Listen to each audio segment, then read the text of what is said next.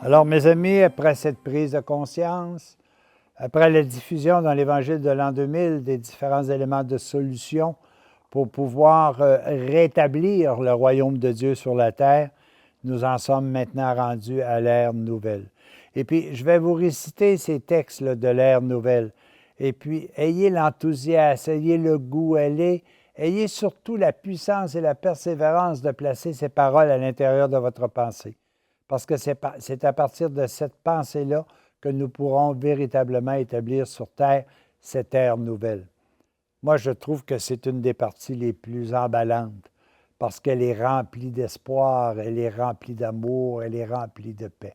Alors, écoutons quelque peu ce texte et peut-être qu'il y aura peu de commentaires par la suite, tellement nous allons souhaiter vivre ça pleinement.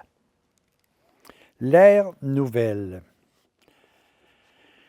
Pierre, parlant de la purification du monde à la fin des temps, vous dit, « En ce jour, les cieux se disperseront avec fracas, les éléments embrassés se dissoudront, la terre avec les œuvres qu'elle renferme sera consumée.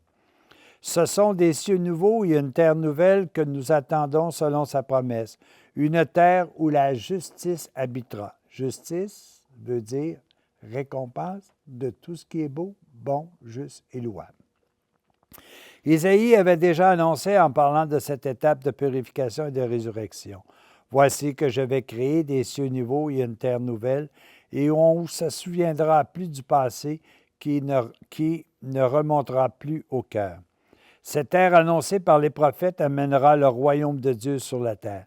Ce sera une ère de justice, d'amour, de vie spirituelle, parce que l'Esprit de Dieu guidera les hommes. » Alors, je m'empresse immédiatement de vous parler de cette ère de la justice. La justice, comme je vous le disais tout à l'heure, c'est ce que Dieu récompense de beau, de bon, de juste et de louable. Tout le reste, qui est une condamnation, vient de nous et à ce moment-là, on appelle ça un jugement. Mais Dieu ne juge jamais.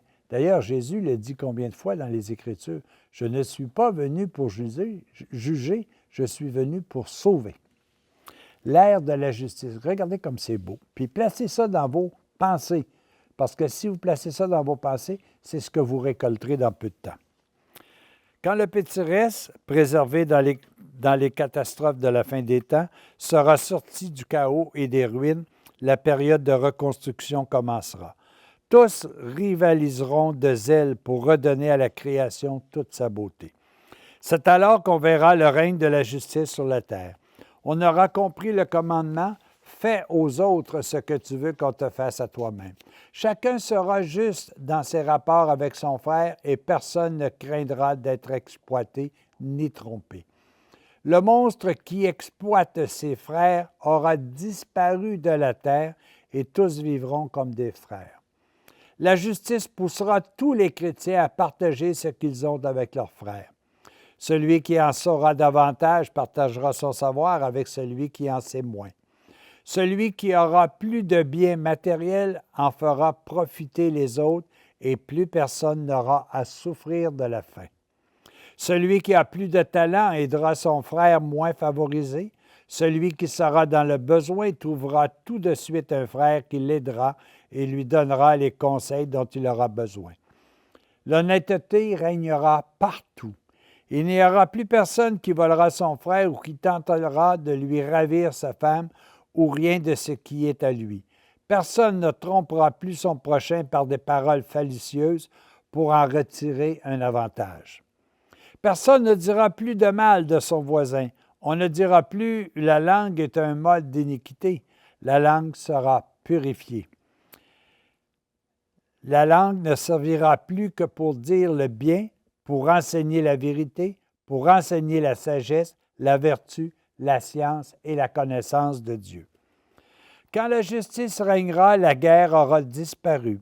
Les hommes ne feront plus de la guerre, nation contre nation, et comme l'annonçait Isaïe pour cette époque, de leur épée ils forgeront des socs et de leur lance des faucilles. On cessera de lever l'épée nation contre nation, on n'apprendra plus l'art de faire la guerre. Tout sera paix, joie, harmonie parmi les hommes, parce que la justice régnera partout. La justice régnera parce que les hommes auront compris qu'ils sont les fils et filles du même Dieu d'amour, et ce sera en même temps l'ère de l'amour. Alors, regardez comment c'est important de placer ces pensées-là à l'intérieur de notre cœur. Si nous pouvons placer et souhaiter mettre ce désir à l'intérieur de nous, qu'un jour nous vivrons ces éléments de paix, de justice, eh bien, ça va se réaliser. Ça nous est arrivé longtemps, nous, d'avoir plusieurs constructions dans notre organisation qui était PNVS Incorporé, qui est PNVS Incorporé, et jamais nous avions à barrer nos édifices, nos maisons.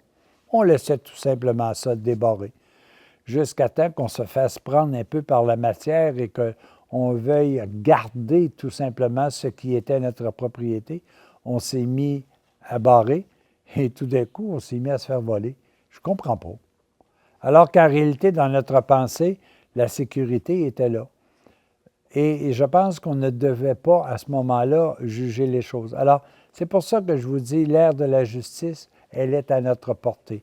Elle est à la portée d'abord de notre pensée, et tout ce qui peut se conceptualiser peut se réaliser. Rien n'est impossible. Si je suis capable de mettre dans ma pensée que la justice sera sur terre totalement, comme Dieu le veut, je suis sûr d'une chose, cela va arriver. Alors nous commençons notre ère nouvelle par une ère de justice. À tous et à chacun, essayons tout simplement de récompenser ce qui est beau, bon, juste et louable. Félicitons tous ceux et celles qui font des actes de bonté, d'amour et de justice. Mes amis, c'est la première démarche de l'ère nouvelle. À tous et à chacun, à la prochaine.